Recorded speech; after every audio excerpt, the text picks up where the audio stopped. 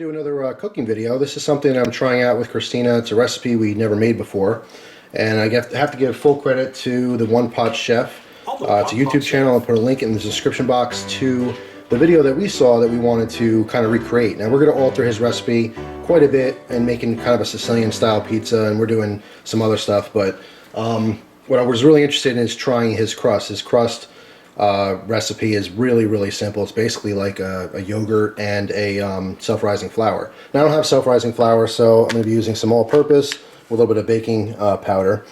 But basically, we're making homemade pizza, but he gets full credit for this crust, and of course at the end of the video we'll let you know how it came out. But it's super simple. Anyone can do this. Alright, so we're going to start by making this crust. And how much flour are we putting in? 2 cups. Okay. So 2 cups of... Now this is all-purpose flour. Again, if you're using self-rising flour, it would just be 2 cups of flour. But we're adding baking powder in there because we don't have the self-rising. That's 2 cups of flour. Okay. Then you're going to add 2 teaspoons of the baking powder. Okay. Okay. Alright, now we have plain yogurt. It's non-flavored. He did say you can use Greek yogurt, but I think that would give it some kind of a twang flavor, so we're just using regular, like, American yogurt. Alright, so 2 cups of that, right? Mm-hmm. So pretty straightforward.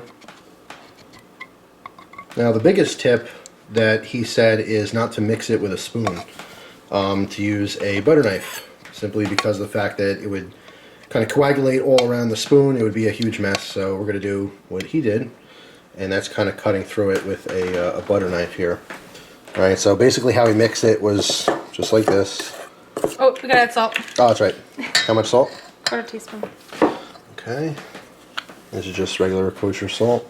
You do a pinch too. I'm gonna do a little crack of pepper in here, even though he didn't say so. I like pepper. So we're just gonna do what he did, which is kind of cut into this dough to get it started in mixing. If it's too wet, you can add more flour. Yeah. Alright guys, so what we did was we made our dough. It was actually really sticky, so we ended up adding probably a full cup of flour. And you have to knead it basically for about 5 or 10 minutes or so, just to incorporate it so it's all even and nice and smooth. Now he made a round pizza. We're going to do a rectangular pizza here, so it might alter the exact recipe a little bit. But the first thing we're doing is we're adding the olive oil and the garlic. So if you want, you can put that on there. And of course garlic is to taste. You know, the more you like it, the more you put on there.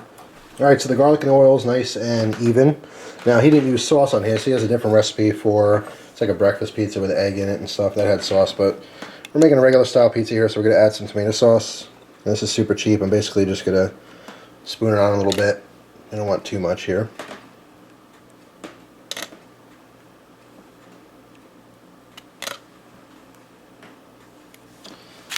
Alright, I'm just kind of even out a little bit without displacing too much of that oil. Alright, that should be enough. Now we want to put some fresh parsley. It's kind of rough cut, and we like our herbs, so I don't mind a little bit of extra parsley on here. Now again, altering his recipe, we're going to put a little Parmesan cheese on top of here. Okay, so next step, of course, pizza. Gotta have some mozzarella. A little generous with that.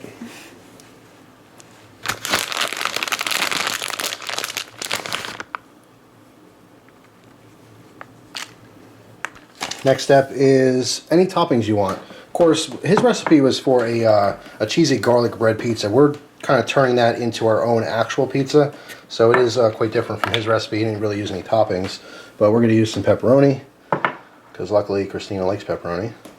I'm a huge fan of it. And at this point, you can put on whatever toppings you want, onions, mushrooms, whatever.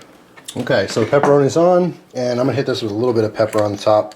You don't need more salt because the cheese is going to bring some salt to the party here, as well as the sauce.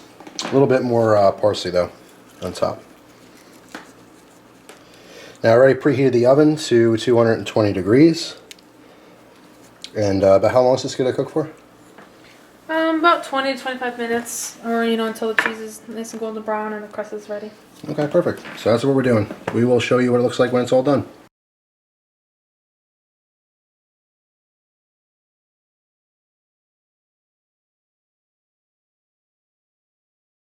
Alright guys, it's all done, and it looks good.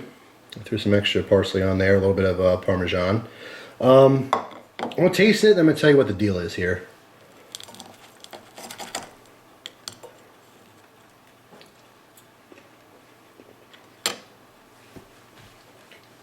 Alright, so it actually came out really, really good, but it's nothing like what the One Pot Chef made.